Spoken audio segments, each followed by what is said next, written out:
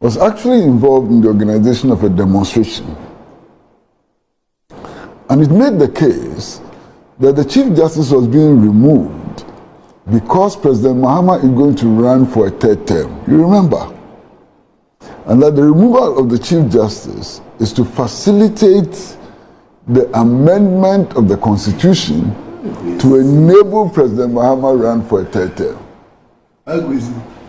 Why are they still on that path? Because now President Mahama has announced that he's not going for a third term. And then you manage to turn around and say, oh, it was not an attack on Justice Bafubon, it was an attack on the process. You say that he, sitting before your committee, is a disputed nominee. How is he a disputed nominee? And it doesn't end there. You go on to say that, oh, he has a fine record and so on, but his presence there will destroy all of that record. And you go on to describe how you think history will remember him and so on. Bad speech. Very bad speech. I am sure, say, as at now, Afenyo markings per the heat if the camp of NDC. Eba no so no, we know on certain decisions, any certain words be used here concerning a new Chief Justice, a Bafuboni. Because he named himself vetting no, Afenyo markings the beer no. According to Hope Sinadoye, or say why kuntai will pay on mama na beti so non chain the case could be more quarter. And Obemu says, Sana, a Bafuboni do here. Out of war, Hope Sinadoye some cran nan chain. Menemo Kase Kwesi Pratt, Ababontin, Ebedin Komo, Nane some more catch they say. Afenyo markings want to paint the image, say Bafuboni, die hard NDC ni. No who ne say Bafuboni ni way and mannerism be as ofi NPP mu neba no mwasheda and Afenyo marking say kasa nsem ne fa no ho no tenasi din no hwe vet na as NPP for no kra no modoso omo na no ba beta Bafuboni echi eno kra na nchen there are a lot of things so under the regime of the former president Akufo-Addo o se o sha otumu say Bafuboni any Sir John no mu very close no mu chambers baako na in someone Afenyo market say ka trying to link Bafuboni to the NDC no also no hwe ohune say Bafuboni low key no or NPP ni na Kwesi Pratt in someone they are beto abonte alamba say Afenyo market so out of at the end of this video be shocked yen should video way na ma mi wa adwenche comment the most subscribe here so subscribe to the channel no like na share what you comment ni mu mine back and I watched the minority in parliament and its parent party.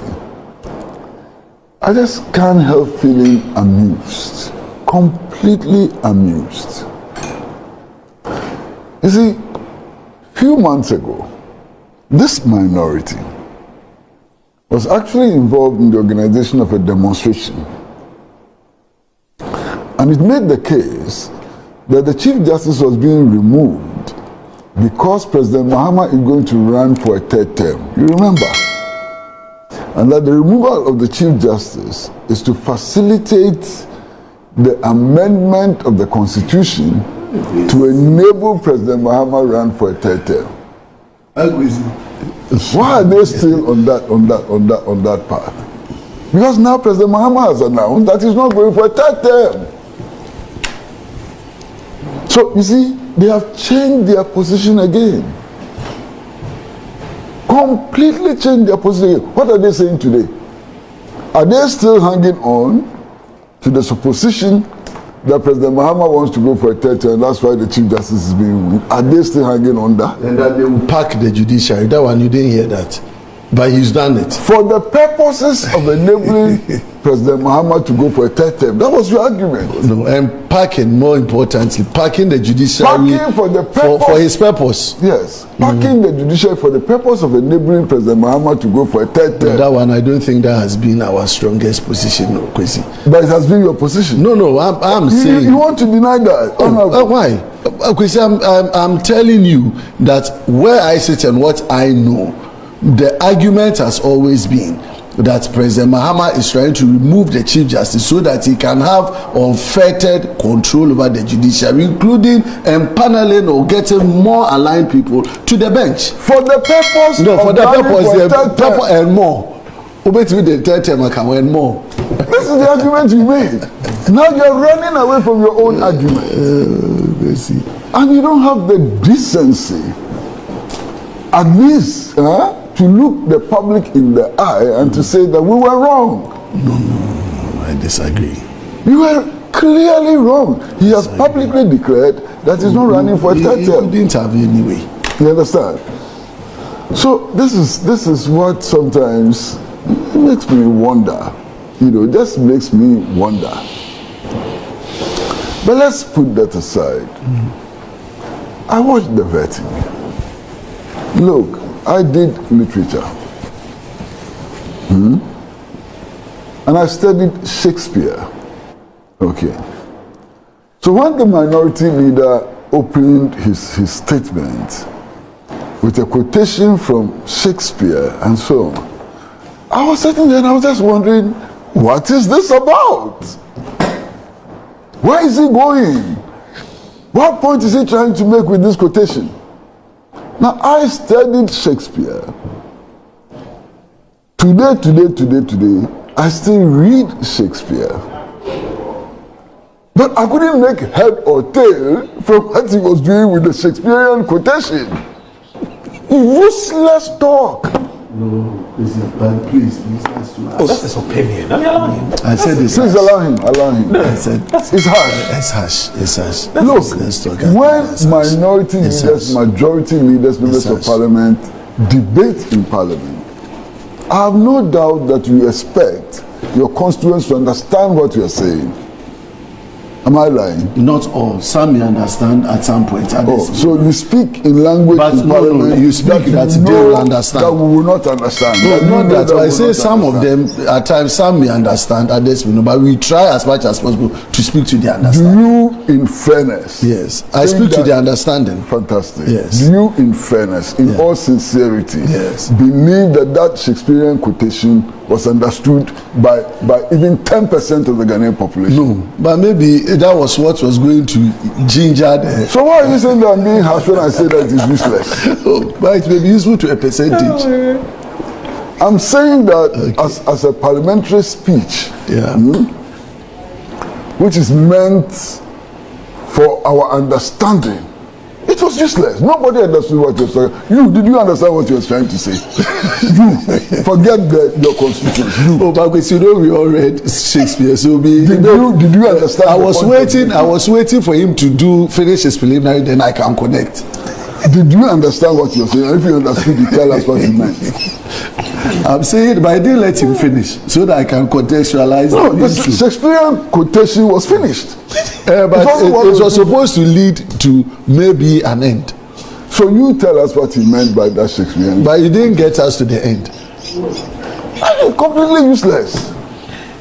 And when I say useless, I'm not being insulting. I couldn't understand it.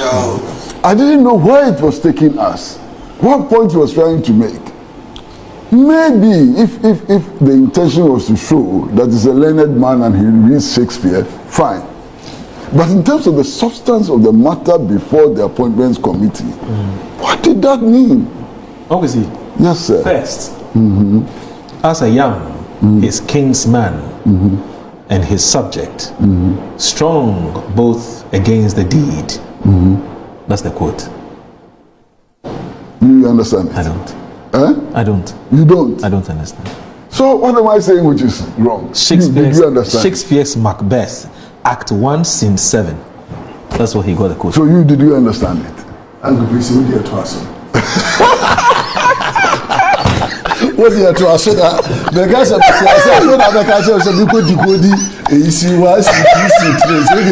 let me leave it at where I understand it and let's move on. So this we have to train our people to understand literature more. How many of us are still doing literature? You are the only hope he had to understand this. You two say you don't know. No, I don't want to encourage Kwesi in that part. he wants to take me on the path of unrighteousness. I don't want to go there. I decline that invitation. And once you went You're the only one. You're the only I said he doesn't understand. You two say you don't understand. I didn't say I don't understand. I said, So who is he going to seek interpretation from? My Because goodness. Afenyo Marking is not reachable. Why do you worry us like this? you mean we have to go and read more literature? Why do you punish us like this? We have elected you to go and serve our interests. Now, even the language you speak is Greek to us.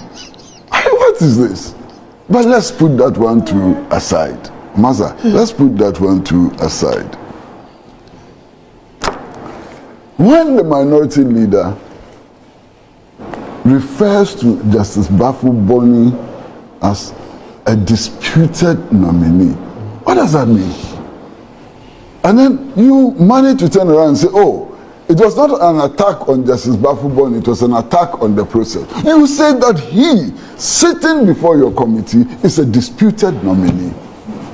How is he a disputed nominee? And it doesn't end there. You go on to say that, oh, he has a fine record and so on, but his presence there will destroy all of that record. And you go on to describe how you think history will remember him and so on. Bad speech.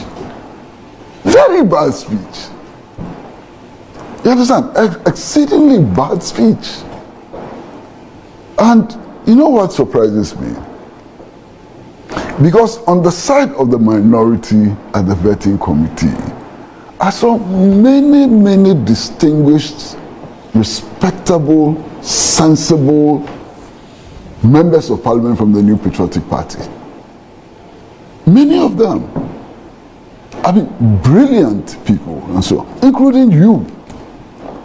And I was wondering, did you actually go into caucus and vet this speech, and all of you approved this speech, including Anodom Prayer and so on, all of you approved this speech? Surprising, meaningless speech. Did you approve it? So I'm wondering, maybe Osahini alone decided to write this speech and to deliver it.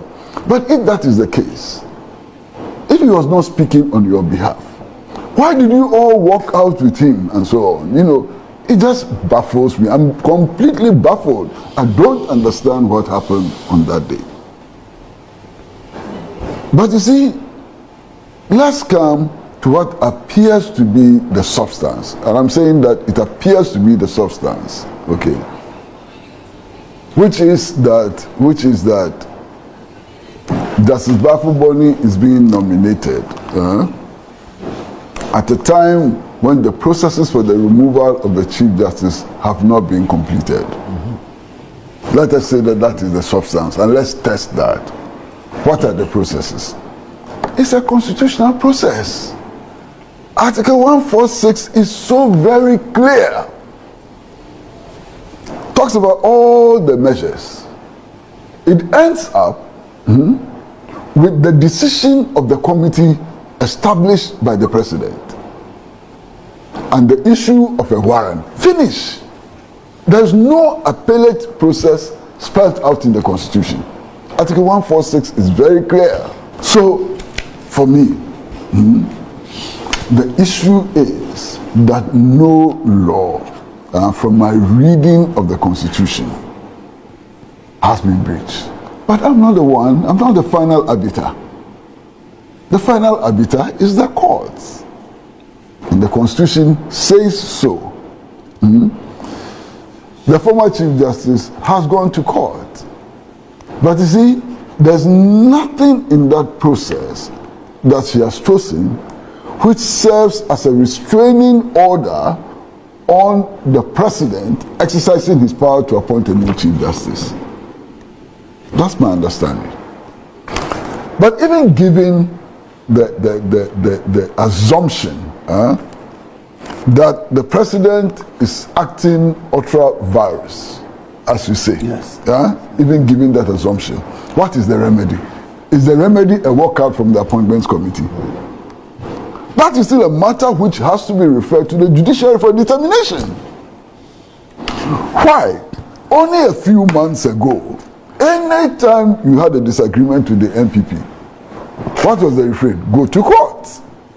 I lie? If I lie, tell me. Anytime you had a disagreement with the NPP, the refrain was that go to court. Now the NPP doesn't want to go to court.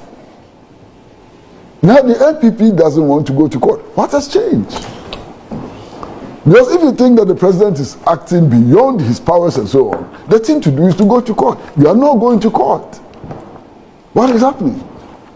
And for me, one of the most worrying developments in this vetting exercise is simply the fact that most of the Supreme Court judges and other judges were there.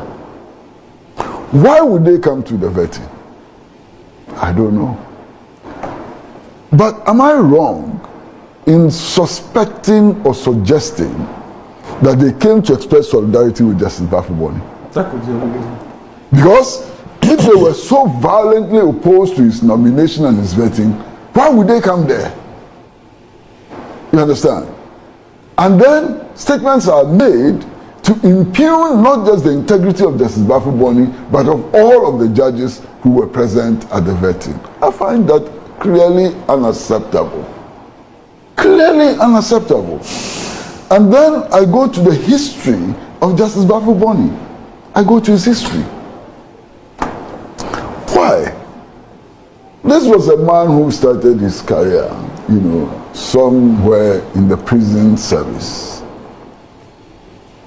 He practiced his law in Kumasi.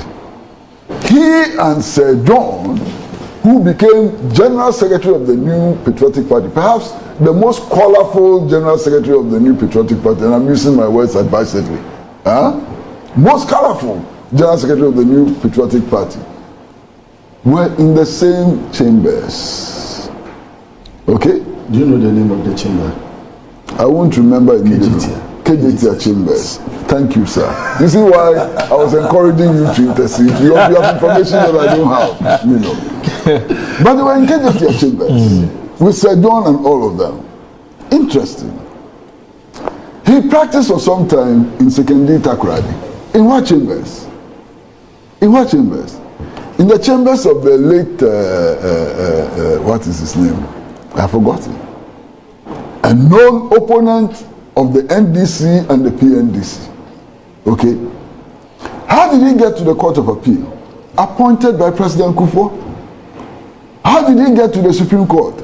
Appointed by an NPP government, and so on. And in fact, Moro, to tell you the truth, I have not been happy with some of the decisions that Justice Bafuboni has made in his career. And I tell you that honestly. He's human. I remember, he's human. We are all human. I remember that he sat as an additional High Court judge over a case of a demonstration, as to whether or not people have a right to demonstrate and so on. And he made a decision that every demonstration is potentially violent. Every demonstration is potentially violent. And to that extent, anybody seeking to organize a demonstration needs a police permit. And I disagreed with him. And I disagree with him up till today. Because I'm of the view that the Constitution grants unfettered right to demonstrate. And by his interpretation of the public order law vis-a-vis the Constitution, he had damaged the constitutional provision on free expression and the right, and so on, and other rights and so on. So I disagreed with him, and I stated this disagreement publicly. Of course, no human being is perfect. You can't have a human being, whether as Chief Justice or President or Speaker of Parliament or trotro driver, whose views will always be correct by your judgment. It is not possible. So you look at the person's track record in fullness and so on. And I'm just wondering how anybody can describe Justice Bafuboni as an NDC stooge, or somebody who will do the bidding of the NDC, or somebody who is in cahoots with President Mahama to subvert the constitution. His background doesn't support that.